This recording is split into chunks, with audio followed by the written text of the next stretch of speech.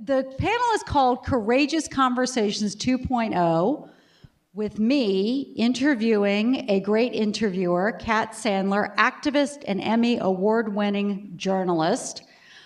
Wait a minute. I just think all around badass. And so I think this should be changed from Courageous Conversations 2.0 to How to Be a Badass in Business, because that's you. So I understand you had an incident in which you quit your job. Yeah. You've got to tell us a story. Well, my story has certainly been out there quite a bit, so I'll give you the super short we want Cliff the Notes inside scoop. version. We want the stuff nobody knows. Okay, well, we're going to see how good your interview skills are. But no, listen, thank you, first of all, for even just having me here, and hi, everybody, and it's so nice. I get chills every time I walk into a room like this, especially lately, because it's like, we're doing it, we're mobilizing, all this is so great. But my story, by the way, it's a pretty familiar one for a lot of people, I think. I was at a job for more than 10 years that I loved. It was my dream job. I was doing what so many of us do. I was saying yes all the time and working nights and taking on extra responsibilities and working weekends and team player. I was that yes girl over and over and over again. And I loved my job, don't get me wrong, but I'm also a mom. I'm a single mom of 2 kids, so that meant a lot of sacrifice. I didn't take my kids to school most days, or maybe I couldn't pick them up, or I wasn't volunteering at the school. You know, you sacrifice so much for the jobs that you love to do and the career that you're building. How old are your kids? Person. They're now 17 and 13. Okay. So, but it was brought to my attention about a year ago and I had just gotten more responsibility. I picked up an extra show that I was hosting. I was coming in 3 hours earlier. I was doing all that, not for a dime more and not even asking for a dime more, but knowing that my negotiations were coming up. And I really expected, the part is that I was notified, a female executive, by the way, pulled me into a closed-door meeting to just sit me down to say, you should know, because I'd been there a long time. And she said, you are severely underpaid compared to your male counterpart. And so, at first I was a little embarrassed. We just don't talk about who's making what, right? And I was like, oh, how could I not know that? And then I was a little insulted because I'm like, really? I'm working this hard, And then I got angry about it because I learned he was making double what I was making. A little more than double, actually. And mind you, listen, a lot of this is, it's apples to apples. We had similar tenure. We had the similar experience. We had similar job duties. We had similar public profile because, we're on TV. So we had everything similar except the fact that he was making a hell of a lot more than I was, and he was a guy. So I just made it my point, and my negotiations are a little different in my industry because I have a whole team that kind of does that for me, essentially, in many ways. They do the talking, and I'm behind the scenes a little bit, but I had said we have to make the ballpark of what he's making. It's the right thing to do. It is the fair thing to do. It is the lawful, by the way, thing to do. Right. And I was denied. So I was denied, and I had a really, really tough decision to make. What did they say? They said, well, I wasn't on those phone calls, but at the end of the day, they said they were looking through a different lens.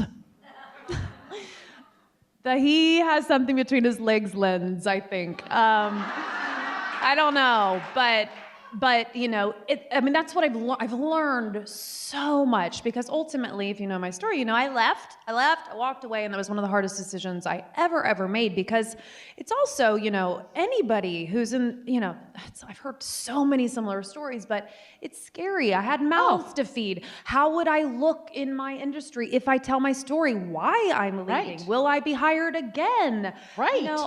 There were so many unknowns. But at the end of the day, it conflicted so much with what I knew was right that I couldn't stay. It wasn't even an option at the end of the day for me, because I thought, I won't do them any good. I won't do the viewers any good. I will be totally disservicing myself and my spirit if I stay and do something that I know is wrong.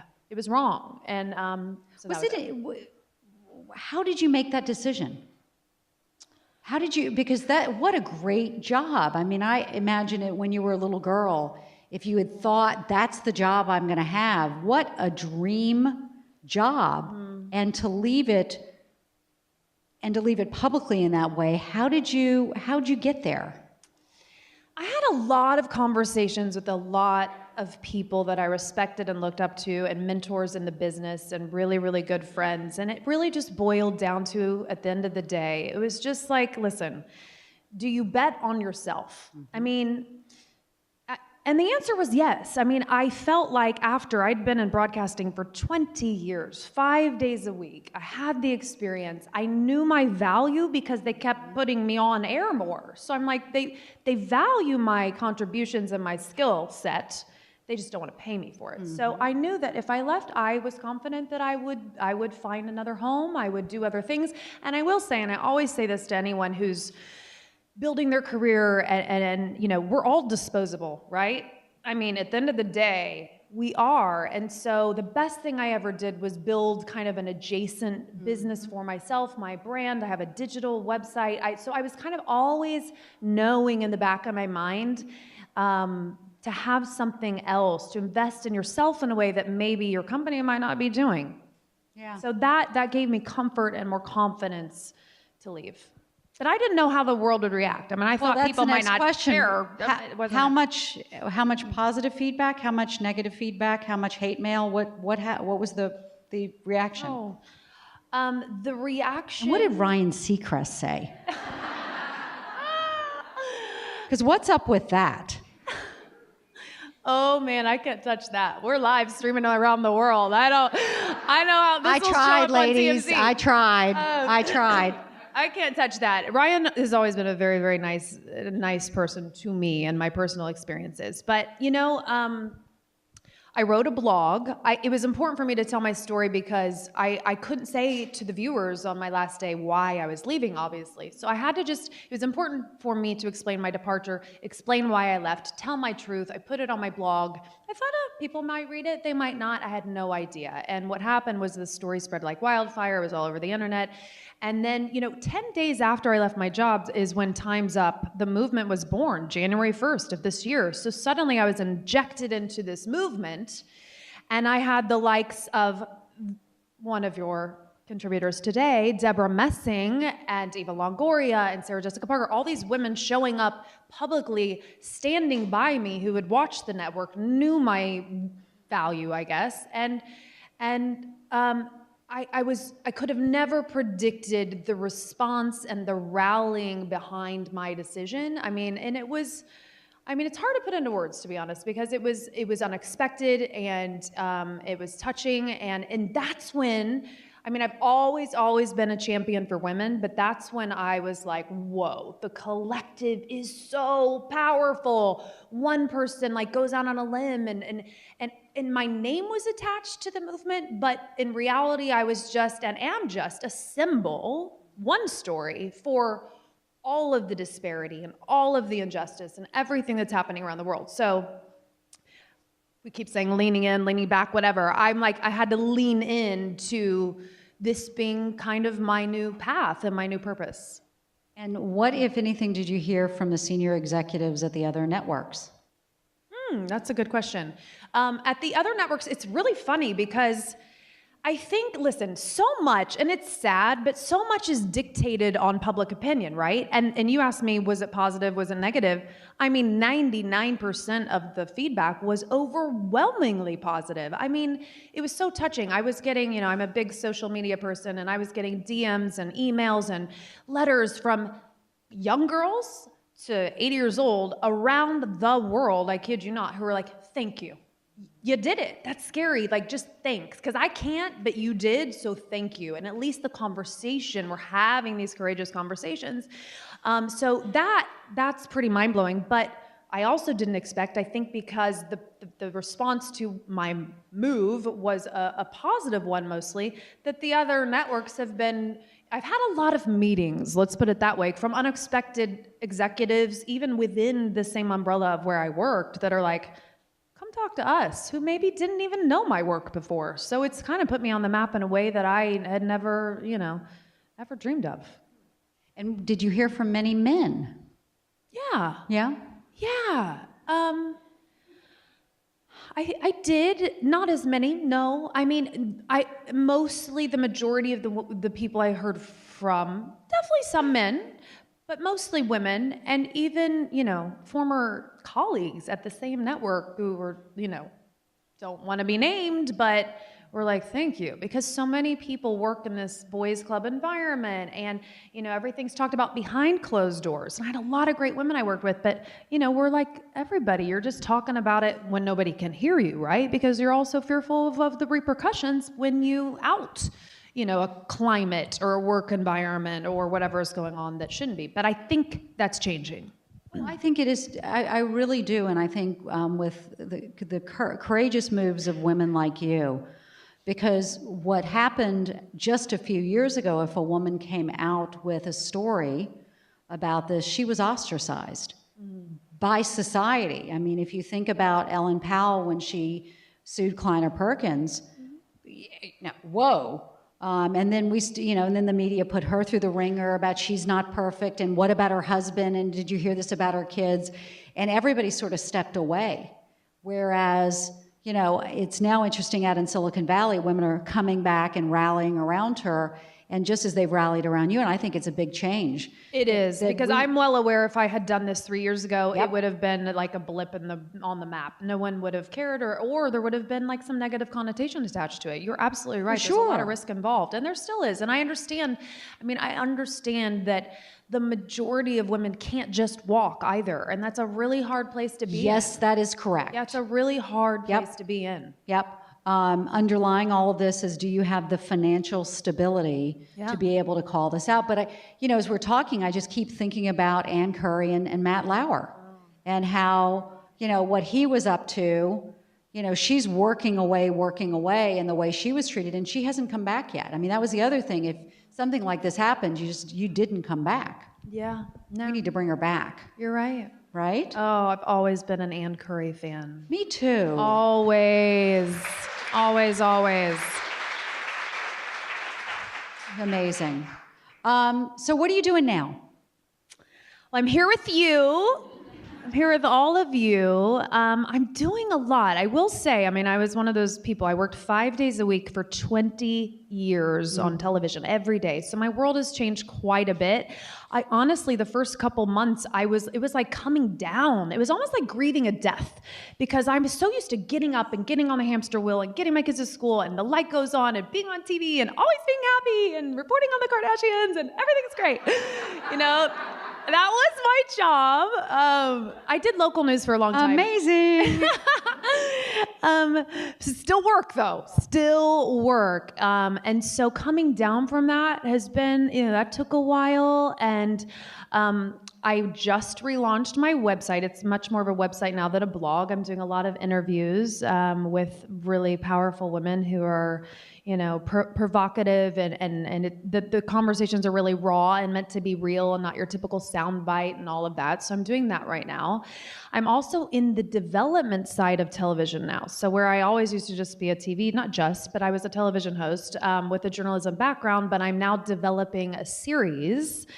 And so I'm on the pitch side of, I'm trying to get that sold as we speak, but my friend, Jennifer Lawrence, is executive producing the show with me. And I can't say a lot, but what I will say is it pertains to all of the issues, the very reason you guys are sitting here, what we care about. Like, the point is, we've seen the headlines, we've heard the sound bites, but we need to deep dive into these issues. So we have a lot of work to do, and so I've been a lot of pre-production, creating, researching on getting this show on the air. Well, it's interesting because it really is the tip of the iceberg, the sexual harassment, and is really only calling it out and lancing the boil is really only the very, very, very, very beginning. And, I've written about, in my experience, getting mansplained to. I mean, it happens to all of us. I had an experience in which I was raising money for Elevest and had a venture capitalist out in Silicon Valley explain to me what it's like to hire financial advisors, what their personalities are like, and what the financials of the business are. You don't know me well, but I ran Smith Barney and Merrill. I know, I did my research. And I've run more financial advisors than I think, anybody. And like, I couldn't tell if he just didn't listen to me introduce myself or read my bio, or he just thought his opinion was more valuable than my experience. But, you know, you look at how far we have to go. This is just the very beginning. And the question is, do we have the energy to keep it going? Right? Yes. When it gets hard, yes. The answer is yes. Yeah.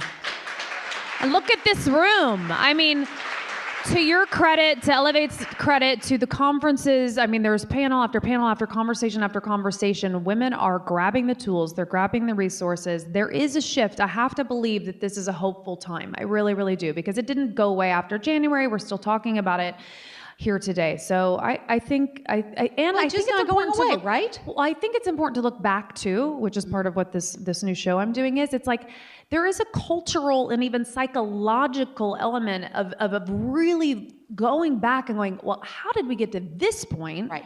And why even the men that behave the way they do, why they behave that way. I mean, it starts when you're young and what's going on in the locker room and why was that okay?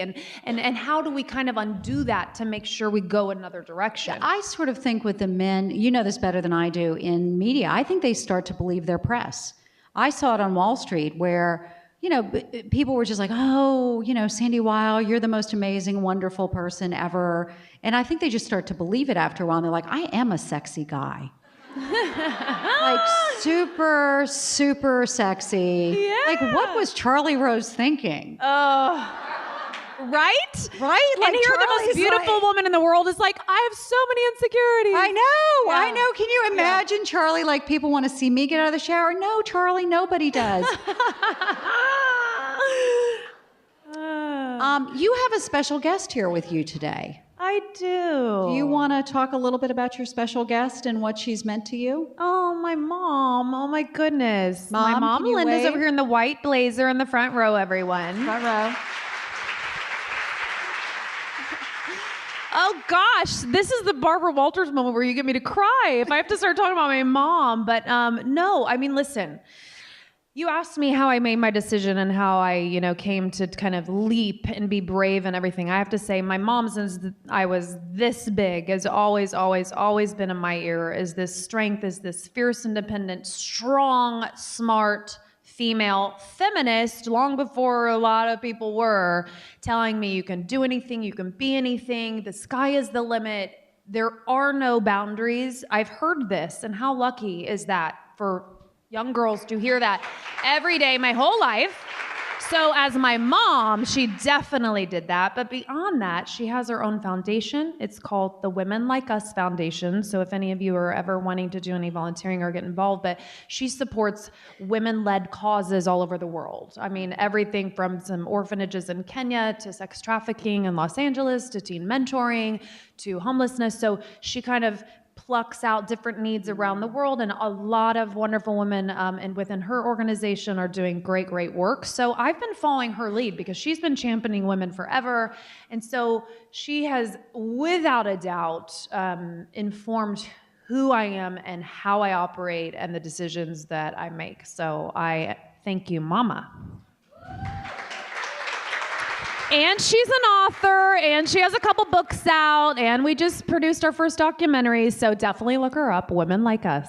I want to see if I can make you cry. Oh, gosh. When you were going through your decision at E! Network, what did she tell you? Truth? Yeah. It's not going to make me cry because, honestly, she knows me, and my passions are much more meaningful and I think important than the things I was reporting on there. And I think for a long time she was like, you have another path. So even before that tough decision, and mind you, she's also a realist, like she wants me to be able to feed my kids, but she knew I had other work to do. And so as proud as she was of, you know, my accomplishments, I think she always saw me in a different light, maybe serving maybe the world in a more impactful way than I was doing by entertaining them, if that makes sense. So here we are. And that's what we're doing. She believes there's a bigger plan for you. Yeah. Right? And these things happen for a reason. That's not going to make you cry? Mom.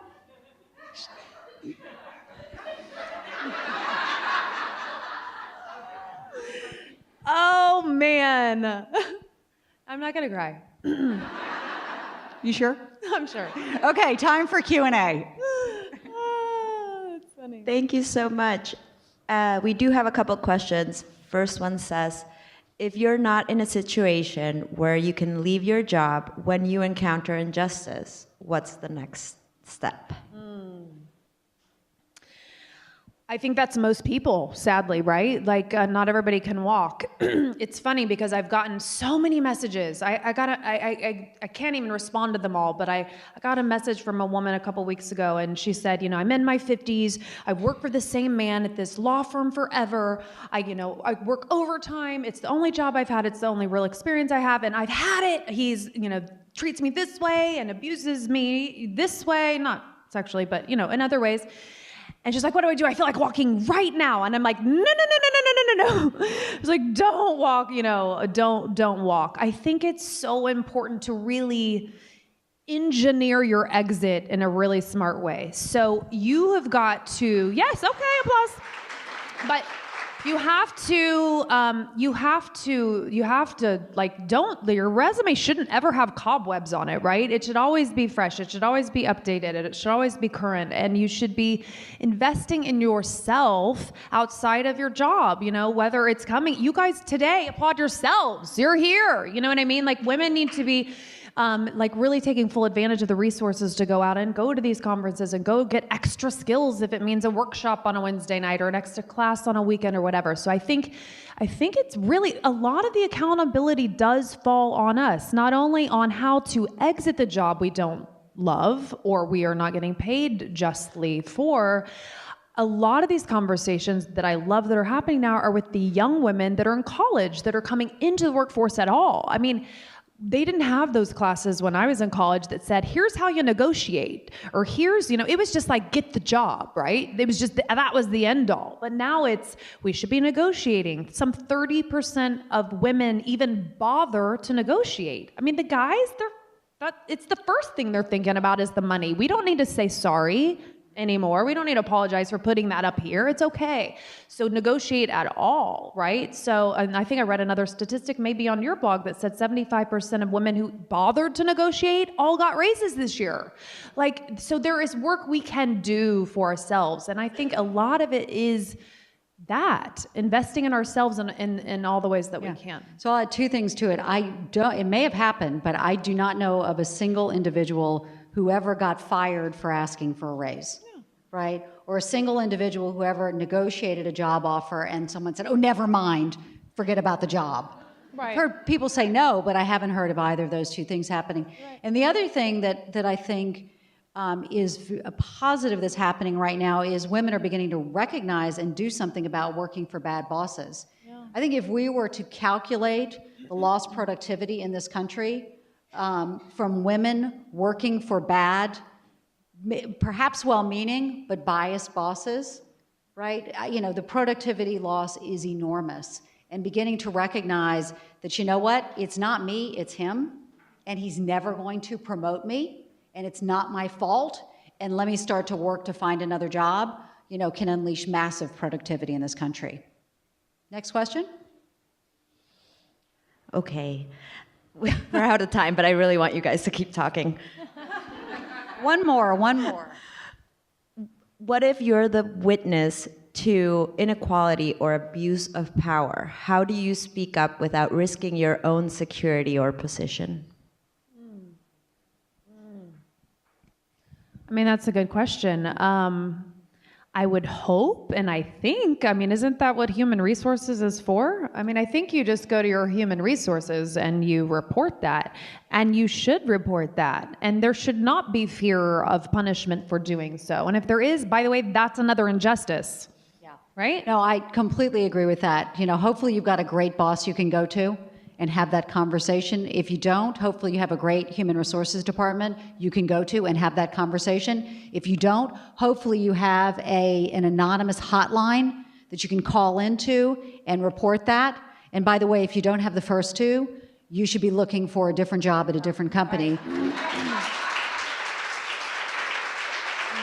Because that's not where you want to be working. All right, you are one of my favorite new people that I've met this year. Likewise, thank you. You are awesome. You are a total badass. Thank you. Thank you. Well, thank you for what you've done.